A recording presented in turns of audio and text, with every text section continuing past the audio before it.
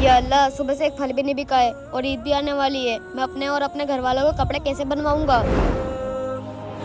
मेरा और मेरे घर वालों का रोजा है, इफ्तारी के लिए कुछ सामान दे दो, मेरे पास पैसे नहीं है। सुबह से एक ग्राहक आया, इसके पास भी पैसे नहीं है। इसकी भी कोई मजबूरी होगी, दे देता हूँ। अच्छा भाई, देता हूँ। छोटे, तूने एक रोजेदार की मदद करी, अल्लाह ताला तेरी परेशानी दूर करे। इतनी अच्छी खुशबू। अरे भाईजान, जी बताइए।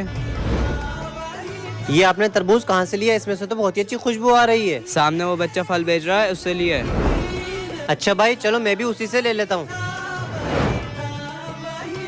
छोटे, मुझे अपनी मोहल्ले की मस्जिद में इफ्तार कराना है, तो ये सारे फल कितने के हो जाएंगे? भाईजान, ये सारे फल 10,000 के हो जाएंगे। अच्छा छोटे, आप ये सारे फल पैक करो, मैं गाड़ी लेकर आ रहा हूँ, ठीक है?